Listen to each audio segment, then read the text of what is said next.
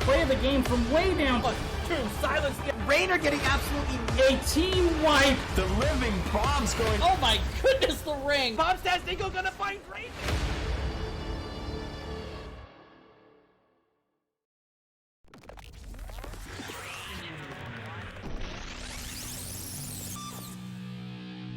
Oh, the life finder keeps Maev up. It was going to be a close thing. And healing, what? Get out of no! No! Triple stun again. Big flanks coming out from the Blaze. It's a death metal though. Death metal into the double, triple kill.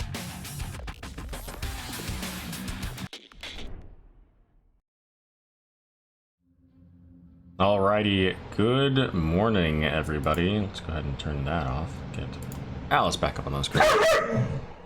Really? Chill. Anyways, good morning. It's technically Monday, but we're gonna do a brief continuation of the Sunday replay so that we can get Bloodbath and Beyond and Randy Newman their game set up here in a replay cast. It is the last game for week 3 that needs to be cast, so I wanted to make sure that we got that 100%. So I don't have a co-caster here tonight. It's tonight, this morning, whatever. It's just me and Alice and Al over here next to me. So we're gonna go ahead and hop right into game number 1. Just to take a quick look at the map details here. We did have the Bloodbath and Beyond banning out Baraxis Holdout and Battlefield of Eternity, with Sky Temple and Dragonshire being the bans. I got that backwards. Randy Newman banned out Baraxis and Battlefield. Sky Temple and Dragonshire were banned out by Bloodbath and Beyond. Cursed Hollow going to be the pick for Randy Newman. Okay, good deal. So let's go ahead and get set up for this game. Here we go. So right out of the gate here, some interesting selections as we see some heroes that we don't often see in the Nexus.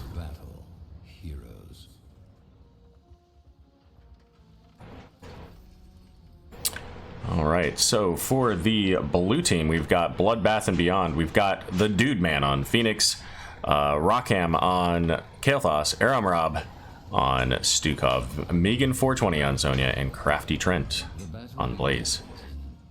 And for Randy Newman, we've got Abnormal on ETC, Nandy Ruman on Nova, Randall Newman on Ragnaros. Let's see. Randy Newman on Murky, and Nandy Ruman on Nova. Did I get that? I think I missed somebody. Randy Newman on Tyrande. There we go. That's why I think I said the name differently. So we've got Murky already up here in the top lane. Nova sharking around in between. Nobody going for the vision. Taking a look at early talents here. So we do have the bribe talent coming out from Murky. Phoenix electing to wait and hold his level 1 talent, so we'll see what he chooses here soon. We do get that shield from Blaze. Fetid touch from Stukov, and Ragnaros going for that meteor build. Nova coming down here may try to get a pick onto the Phoenix, but Phoenix is far enough back here. Yeah, I think that was a little early for Nova. I think if she waits until the wave gets a little closer, maybe they can take him out. But he makes it out. And with that, Nova will head back up to maybe mid lane? Nah, she's just going to go halfway and then come back. So let's see if she's able to get that kill this time. Ragnarok's going to head back, going to pop off this vision on the way. So that's going to give Bloodbath and Beyond... Oh, maybe not. I guess they would have had to have looked right at it. But danger being pinged, so it sounds like somebody was paying attention to that vision, noticed that Rag left, went and got that, or is going to go get that camp, so they at least know that it's happening.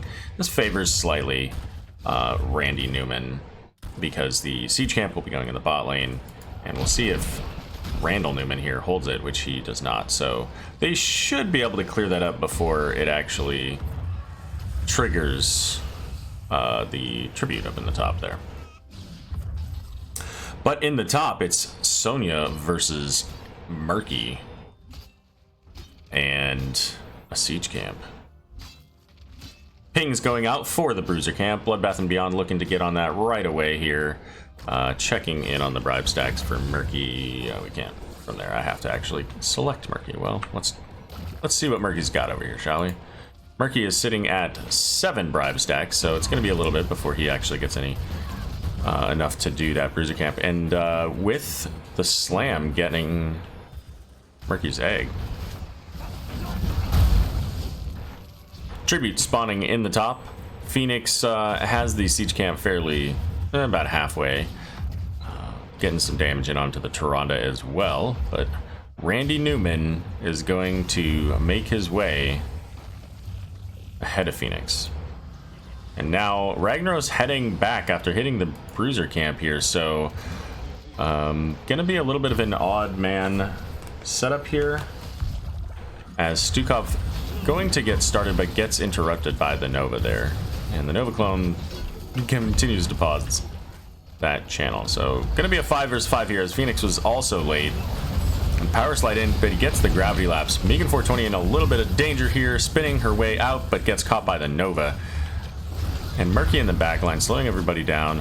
Abnormal, though, with the living bomb, is going to run right in. Not only did he run into Tyrande and get the kill on the Tyrande, but he also tried to power slide through and hit the Nova as well. Triple kill there. Actually, I guess it was a quad kill. No, Sonya was on the other side. So a triple kill for Bloodbath and Beyond, and they'll be sending a donation to ETC for that power slide. Not to say that they couldn't have got those kills anyway. They were both fairly low. Tyrande and Nova were, but ultimately, maybe they could have made it out. Level 7's online and available for both teams. So we're seeing that Living's bomb spread from Kael'thas. And you know what? After what just happened, I can't agree more. Tribute coming up in the top once again. This is going to favor slightly Bloodbath and Beyond being on their side of the map. A little bit slower rotation coming out from Randy Newman. And Murky may even elect to just stay down here, try to get some bribe stacks. Maybe look to get a camp at some point here, trying to catch them up in XP.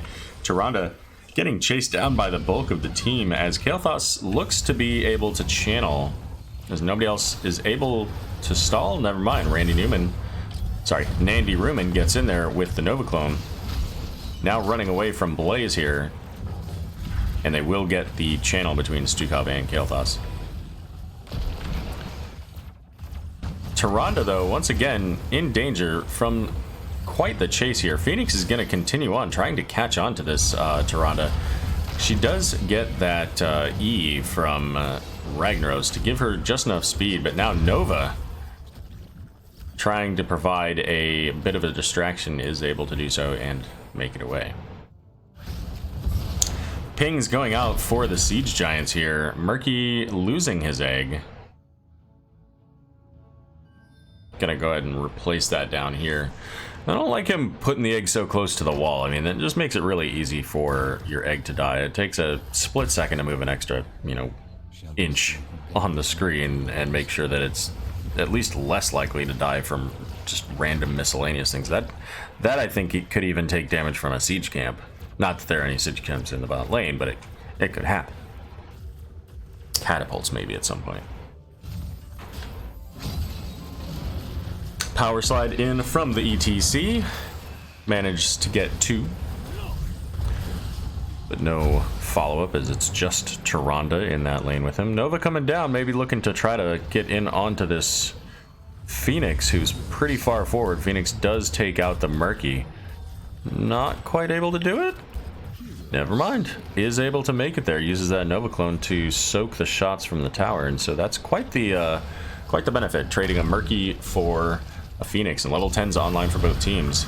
And here comes the charge as ETC power sliding in is going to get a good stun onto Kael'thas, knocking him away as well. But look at the blaze fire coming in, and Stukov gonna get smashed away by Randall Newman.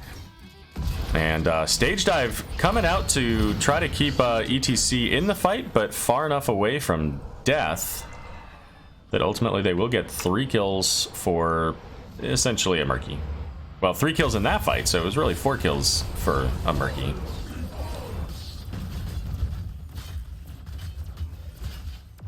Lava Wave obtained for Ragnaros. Getting some damage in on the siege camp, but also clearing that lane of all of those minions, giving them a bit of a boost in the XP. And Ragnaros down here in the bottom lane, getting some push with the siege, but maybe a little far forward, is getting slowed by the Phoenix, and thanks to the incredible amount of team coordination coming down to finish the job on the Fire Lord.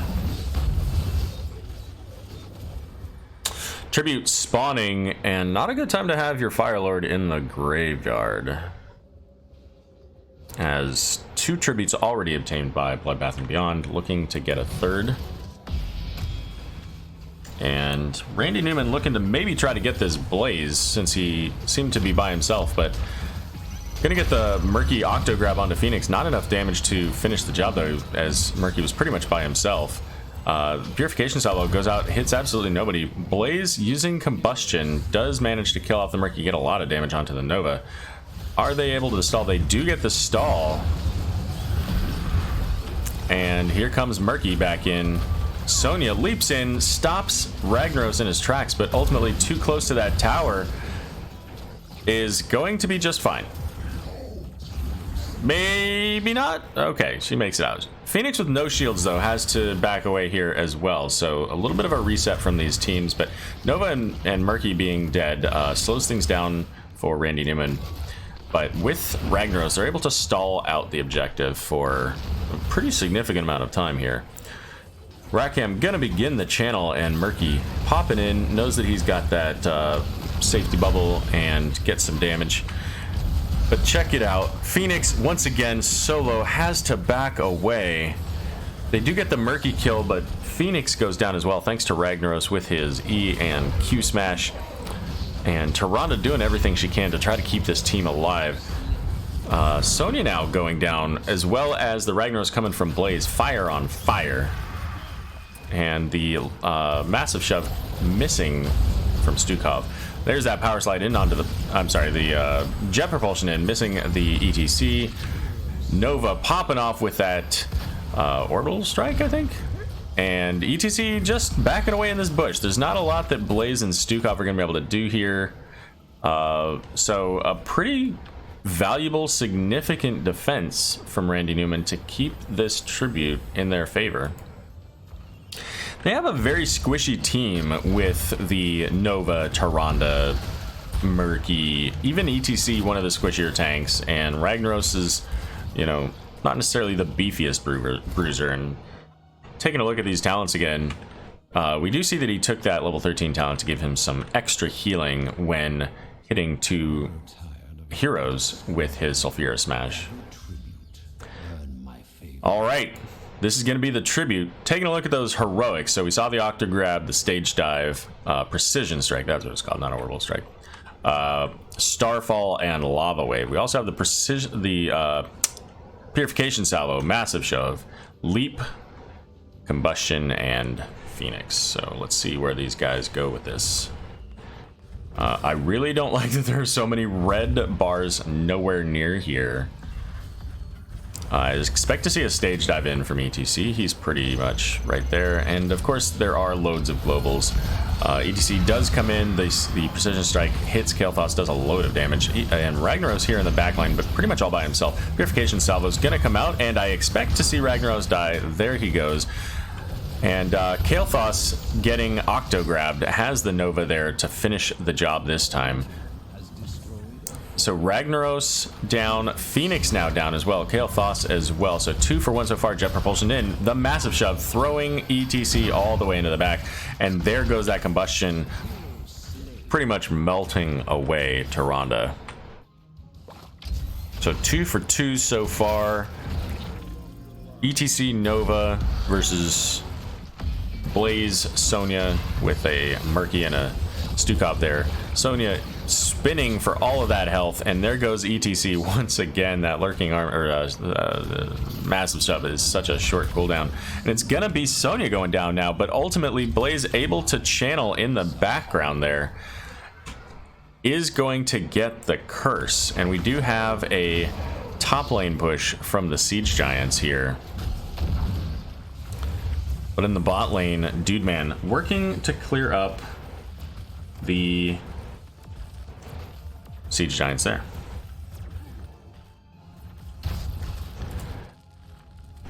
So far, no significant value in this curse, and it's just about halfway done.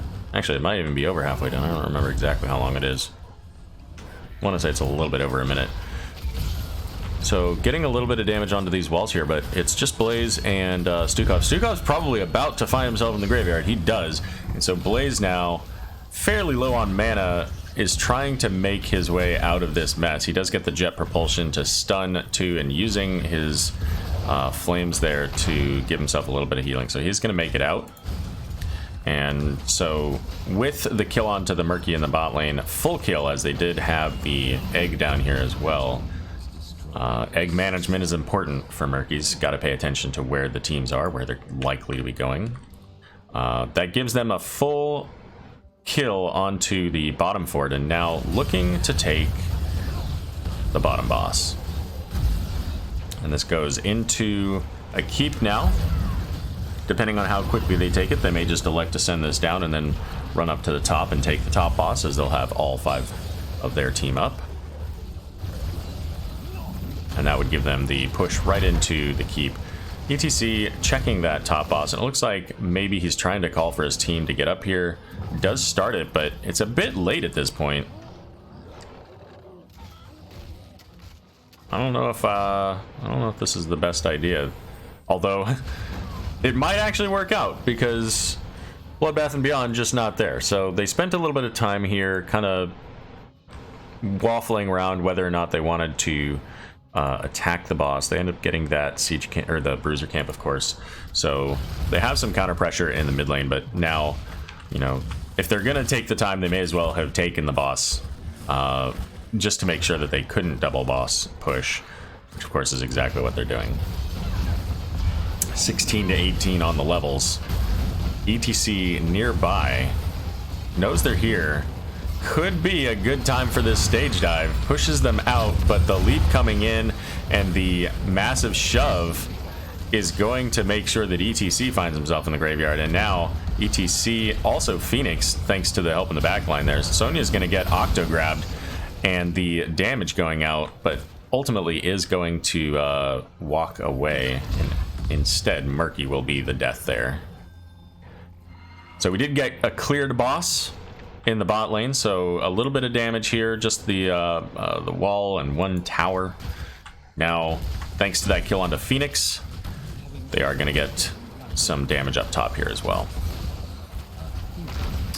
And if they don't get that kill onto Phoenix, I think that this becomes a lot more of a problem here, especially with ETC dead.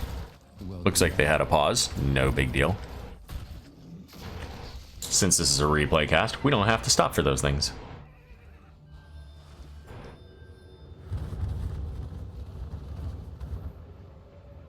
All right.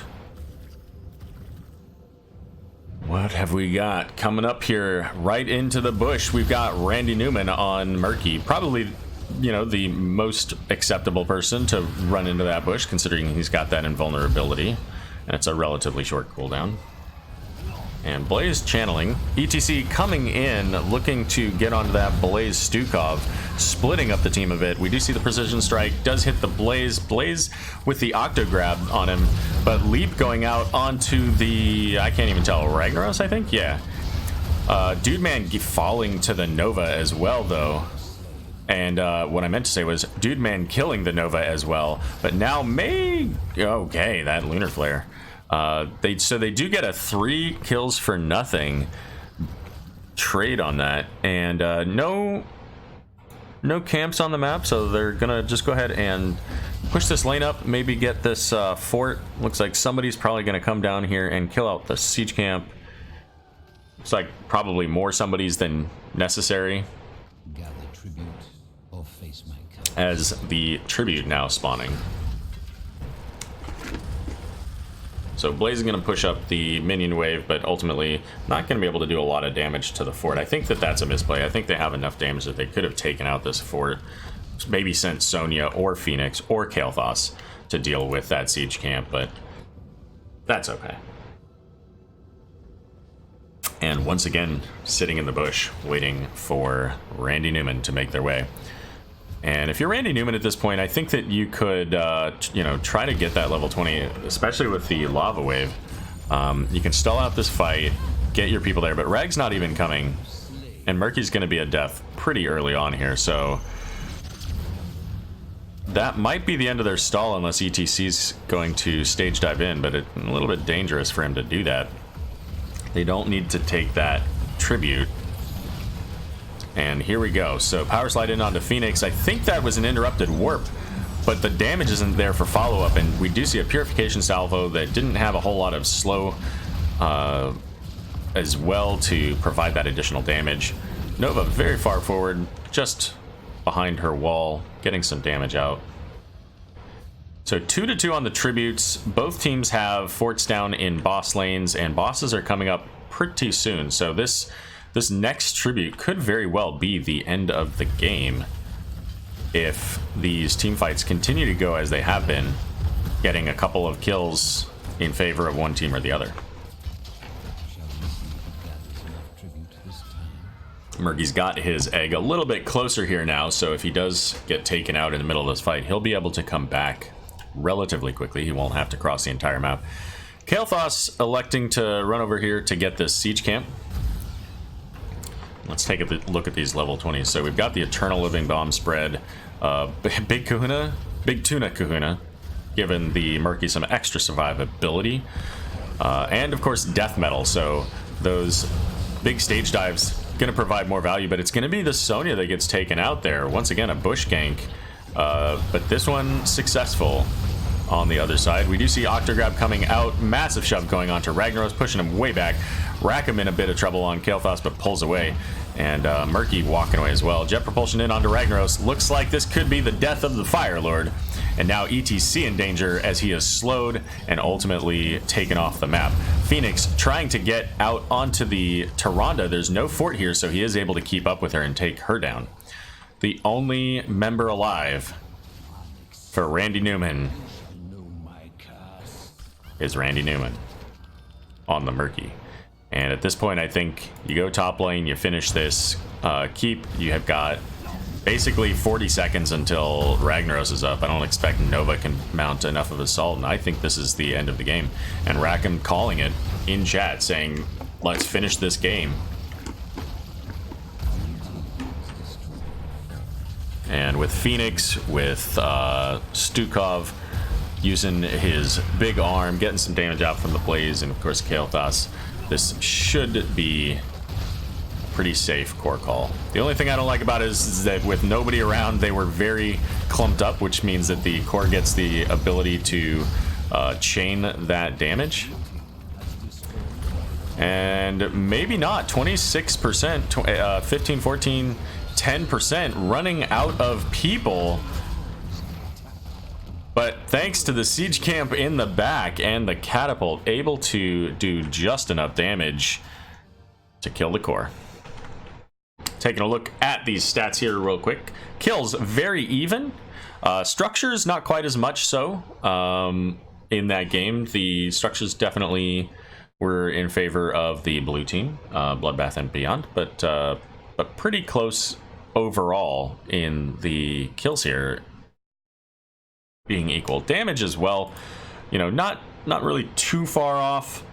A little bit more going out into Nova, but ultimately, you know, relatively consistent damage numbers across the board, even down to the healers. Healing, quite a difference though. Tyrande pretty significantly far behind Stukov, and some of that can be just the fact that she has a very squishy team, harder to keep up. So I imagine that, you know, much of this number was pumped straight into ETC and you know, potentially Ragnaros. And not as much value out of that lava wave as I would have expected, ultimately. Murky getting, you know, nearly as much in the XP column there. So, all right then, let's go ahead and get this set up for game number 2. So that was Cursed Hollow. It went over to the blue team. Get that updated here. Close out of this. And let's see, match 2. So map number 2 is going to be Volskaya Foundry. And this was picked by Randy Newman, also. And let's see what we've got for our teams. Let's see, so...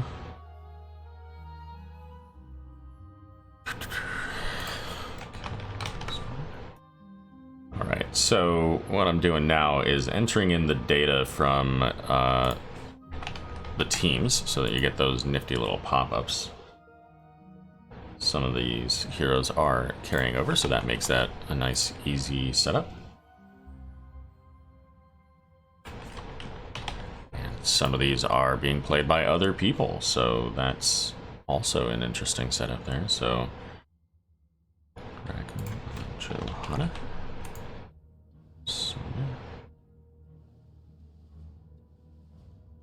All right. Yeah, not too much different here with these teams. A couple of them. Bans, just to shout these out. So Bloodbath and Beyond in this game bans out the Sylvanas, Jaina, Alarak.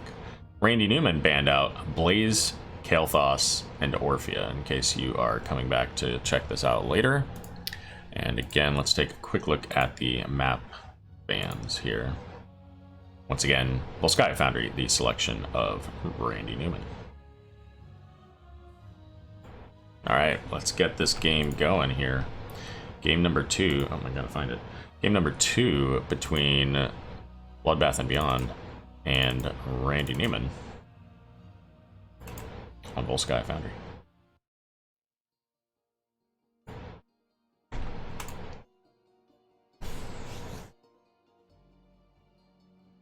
So right out of the gate, we see some different heroes here. We've got the Kel'Thuzad, coupled with the Varian and ETC and Tyrande for the stuns.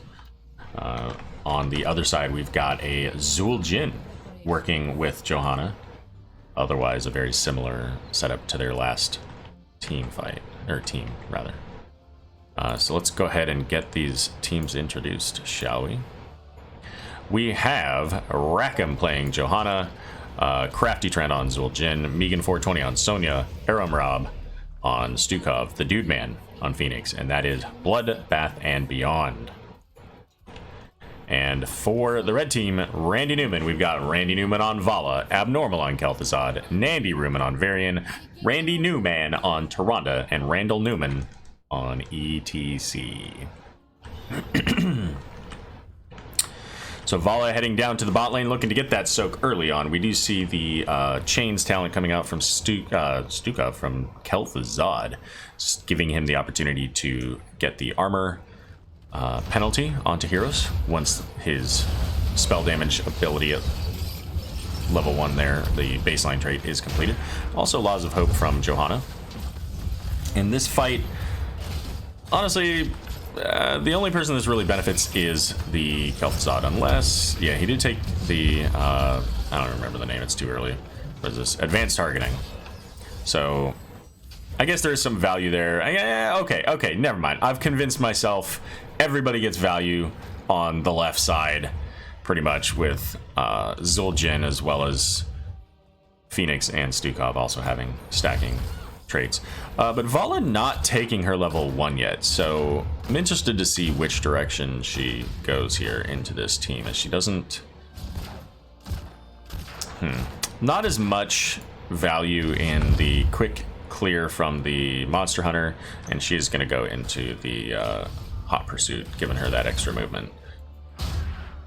And Varian electing to go with parry, so could see a taunt. Parry, though, again, into this team, ultimately not a big surprise with the Zul'jin and Sonya and Stukov even ultimately having pretty significant damage from his arm. But we see already Bloodbath and Beyond getting onto both of their camps here which could give them enough of an advantage to work on that support camp, but Phoenix not quite able to do it. Gonna have to back away. Down in the bot, however, we've got Randy Newman also having to back away, so let that be a lesson for you. If you're playing a squishy DPS character, maybe bring some help. And if you're the team member of a squishy DPS character, maybe bring them some help. However, Vala electing to use her healing well instead of going back, so the difference there between Phoenix and Vala. And here we go. First kill of the game going to be on that Vala, getting the rotation down from the Dude Man and Crafty Trent, sending one of the Randy Newmans back to the base. Oh, that is actually Randy Newman playing Vala.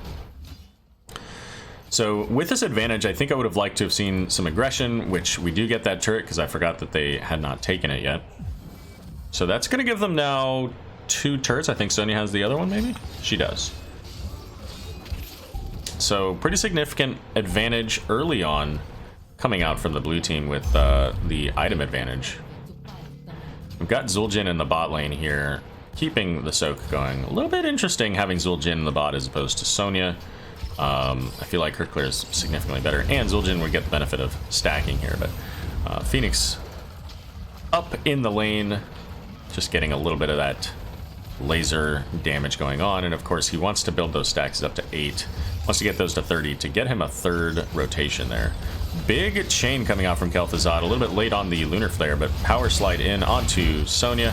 Crafty Trent using his Amani Rage to get that lower health, higher damage bonus. And sitting at 4 stacks, ultimately a turret was used. Looks like actually both were used, and they've got a little bit over half now on the point. Randy Newman's health bars, though, quite low, as Tyrande trying to get back to tap. Keeping in mind, Vala doesn't have her tap yet, or if she does, it may be coming up soon, actually. And Varian charging in does have the taunt, but it's going to be Kel'Thuzad going down first. The Protector is coming online, and Nandy Ruman almost going down as well as Randall Newman. Gonna have to both Hearth and Bloodbath and Beyond. Gonna get the first Protector of the game, start the damage on the wall. And Aramrab in danger there as the tower starting to do some damage. One slight adjustment here. I think I would have probably kept Stukov in the Protector, maybe sent Sonya off into another lane, or even with the Protector. We're seeing a little bit of an adjustment here, so we don't normally see the Protector at the beginning go into the bot lane, but I imagine they're looking at this because they've got Zul'jin up in the top lane, pushing the wall in here, so it's fair. Power slide in is going to hit the Phoenix and Lunar Flare, preventing him from using that warp. And once again here, this Protector a little bit far in, but they have the beefy targets in here, so they can take down this wall, and Sonya is able to walk away. Now, Johanna pops Iron Skin, so she's also going to be able to get out. And Kel'Thuzad trying to catch that Phoenix has the Glacial Spike with 16 stacks of that level 1 baseline trait. Zul'jin sitting at 5, so he's pretty far back. Taunt, power slide, Lunar Flare misses though, and that could be the difference. Yeah, if that Lunar Flare hits, Zul'jin goes to the graveyard, and that's a big win for them, but unfortunately they're just able to push him back. Turret camp picked up for Bloodbath and Beyond, and they're feeling a bit of a sense of relief at keeping that Zul'jin alive at this point, because that could have led to at the very least maybe even the support camp.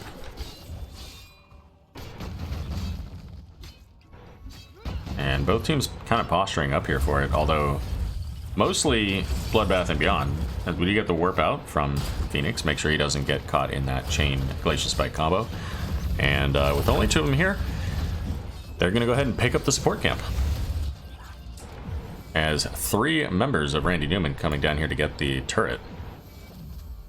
So a turret and a support camp in favor of Bloodbath and Beyond. They're also now level 10. I want to see something happen here, and they are going to start working toward getting this top fort down, maybe. Probably get that well with level 10s and the extra item advantage. So what do we have here? So we've got the Falling Sword out of Johanna, Guillotine from Zul'jin, Leap again from Sonya, Purification Salvo, and Massive Shove. Johanna getting pulled in there, pops the Iron Skin to be able to walk away. So not quite getting that tower down.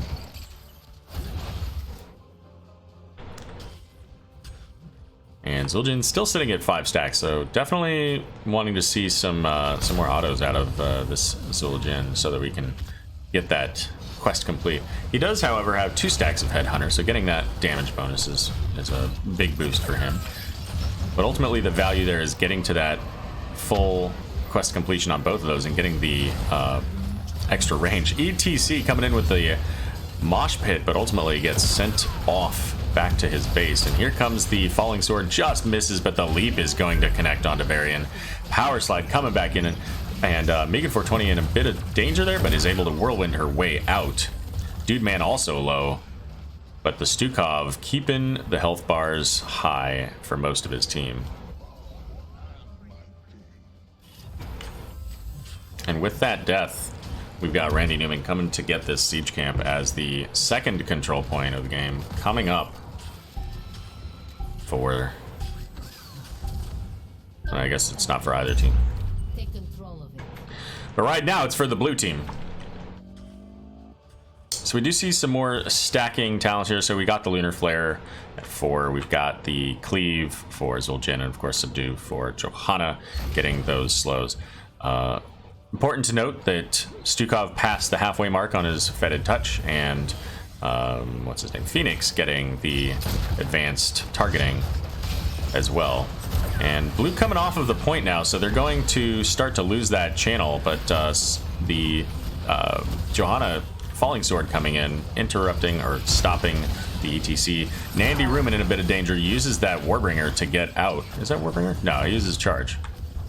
What am I talking about? Warbringer's Garrosh. And no deaths. Randy Newman coming onto the point, looking to get some charge, and they do start it. And Chain going out, taunt onto Johanna, good night. But Tyrande gets the return death, and now with the Glacial Spike, unfortunately, Kel'Thuzad dies, completing that Headhunter for Zul'jin. And the Glacial Spike blocked the ETC, and so allowing them to get not only 1 kill, not only 2 kills, but ultimately a full team wipe, as Varian, I think, died earlier. Maybe not. Never mind. He made it out. Four man and 1. So we did get the Johanna on the other side. I think Phoenix is going to need help with this, maybe? There goes his shielding, so he might be able to do it, but he's going to be too low to come into a fight if, well, they got the Protector, so it doesn't matter. Blue team has taken control of a protector. Alright, so Zul'jin in the mid lane, they know he's not in the fight, so the Protector is pretty much by itself. Massive Shove throws ETC all the way into his into the enemy towers, but it's going to be Stukov getting caught by Kel'Thuzad. Dude Man trying to make it out. If he gets taunted, he's dead, but that was not the case. And once again, Zul'jin in a separate lane working on this tower. I wonder, does he have... I can't tell. I don't think he's got his trait on to increase that damage. Is going to be able to take this fort down. And ETC coming down, trying to slow things down, but a little bit too late.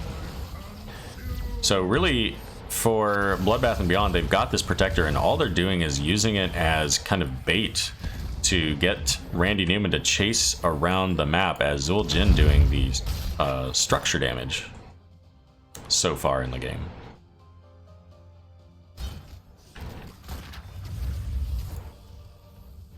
And we'll see with the Protector coming back up into the top lane here.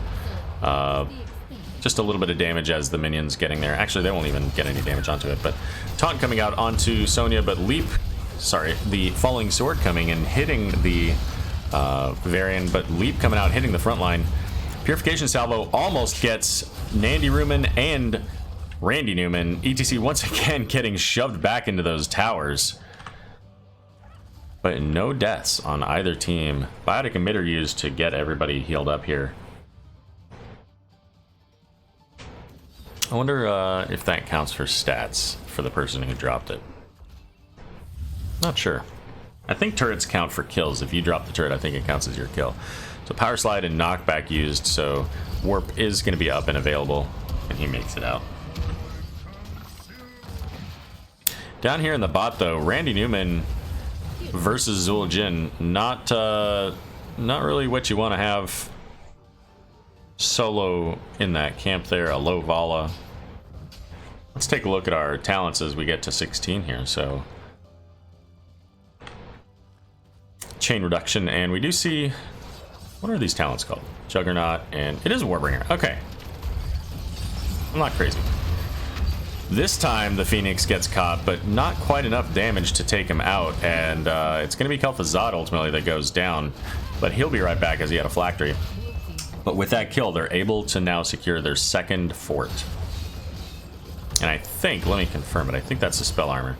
Yeah, and that's absolutely huge for Phoenix, because that's the difference between him living and dying from that Kel'Thuzad combo. That 25 spell armor, making sure that Kel'Thuzad can't just one-shot him.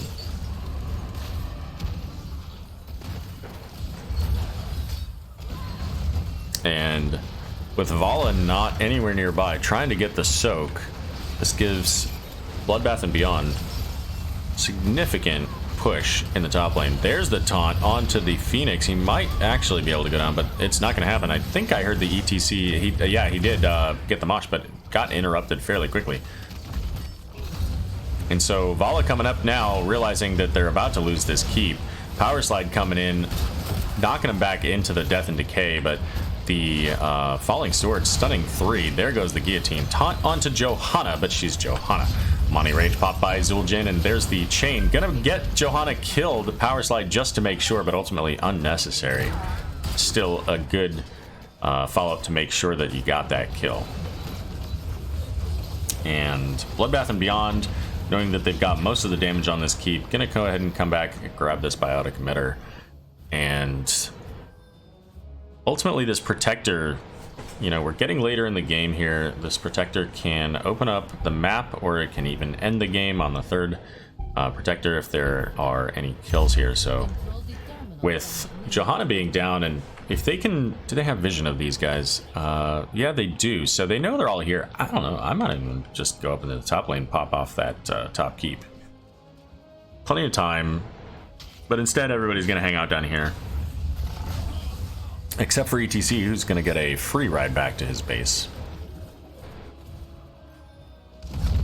Kel'Thuzad in the mid lane, trying to get that soak, is able to get them caught up, getting that level 16, and the spell power banner coming out for Varian, giving a little bit of a boost to that Kel'Thuzad. Might even be enough to overcome the spell armor from Phoenix.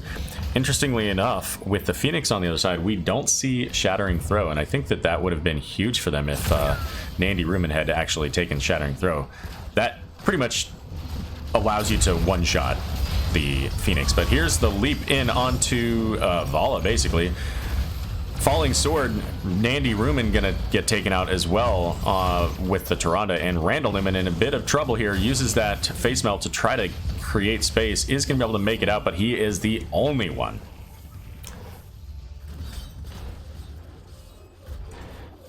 And now, with all but one dead, I expect to see some value here. So I want to see somebody on this point, and I want to see, well, we did actually, never mind, they didn't even have to do it. The keep went down thanks to having catapult pressure in the top lane.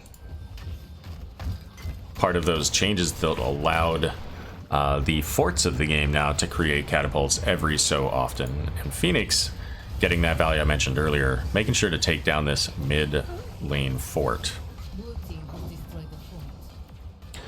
Another maybe calling for the siege camp. They're not quite level 20, and they don't have 2 of their members, any of their front line, so I don't know that I like this call, but they might not be punished for it with, oh, here we go.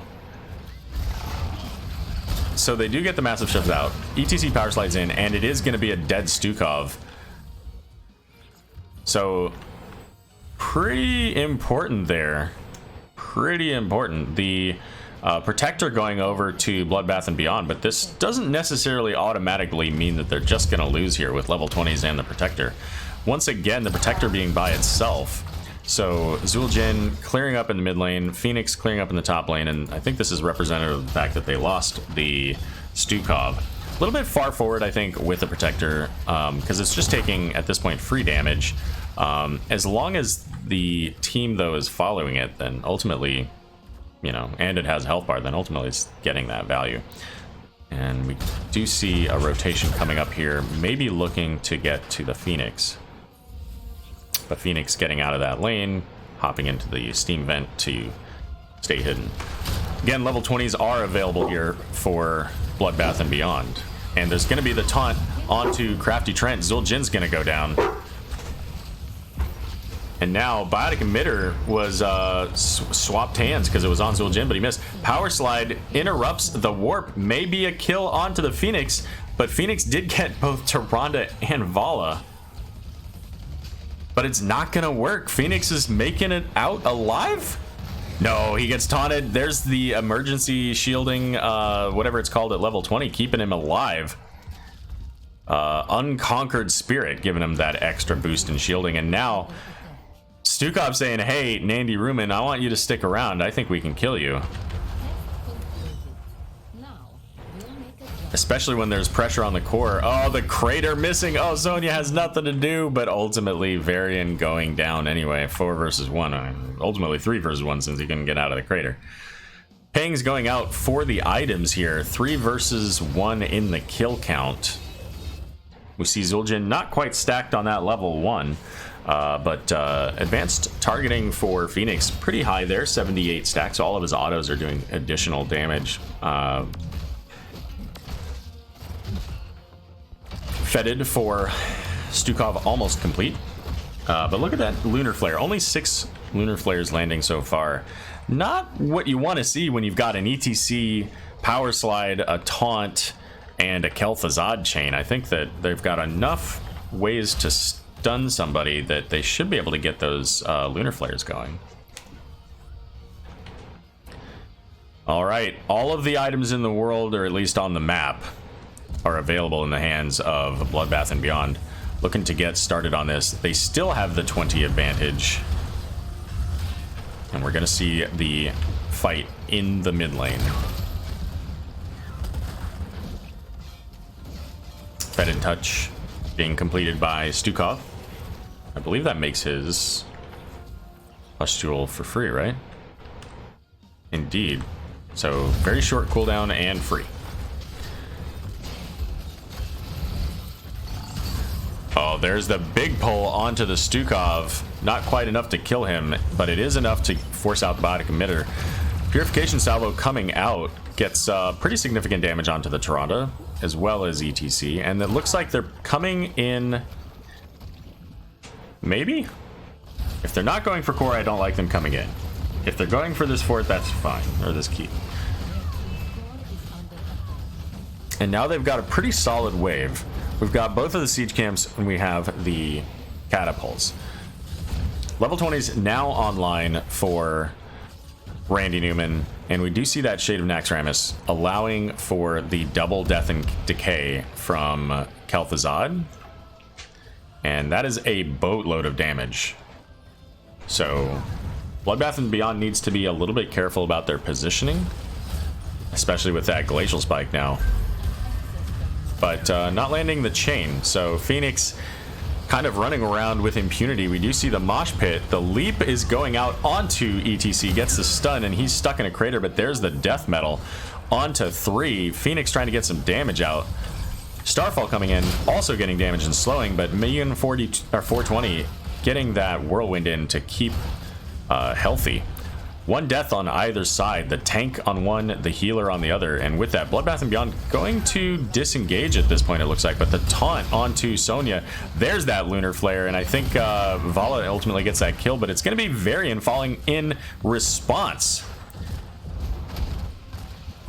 Staggering these deaths. Phoenix very low on health, very likely has that shield available. should he actually hit 0. But with all of the pressure in the top lane, it's going to be important for Randy Newman to stay back and defend this. So a free turret over to Bloodbath and Beyond. And it's important to note too, Johanna did not go indestructible. She went the Falling Sword upgrade. So she's going to get those bolts, those holy bolts coming down, doing damage from above to anybody who is in that targeting circle. And level 20s for the Randy Newman group here. So we've got the extra range from Vala, which I think is very important at this point. I mentioned the Shade of Naxxramas. The upgraded taunt. So being able to get an additional taunt based on auto attacks. And this team has a fair number of auto attacks between the Sonya, Phoenix, Zul'jin. So that should be a pretty quick reset. Which one of these is this? The auto attacks reduce their damage? Yep. And of course, Death Metal we saw. Randy Newman sharking around by their turret. It's not up for a good long time, so they're just getting... Well, and they just gave away their position. So I don't understand necessarily what they're doing here, especially throwing out the owl so everybody knows where they are. And Stukov throwing out that free weighted pustule into Steam Vent. Power Slide coming in. The pushback, but it's going to be Ariat Crater taking out 2. Vala falling as well, and Varian trying to stop the Phoenix, but Phoenix has that shield. Randy Newman going to be the 5th to fall, as Kel'Thuzad did die, but used that phylactery. And now with the 4th protector of the game going over to Bloodbath and Beyond, they are looking to march to the core. And Zul'jin getting a free kill onto the Kel'Thuzad there. Still not quite up to that 30 stacks to get the range, but he ultimately doesn't need it. And now we're going to see the march to the core as there are siege camps and catapults in the top lane working to finish this one off. GG's coming out from both teams. Taking a look at these stats, 24-7, a much more weighted game in favor of Bloodbath and Beyond.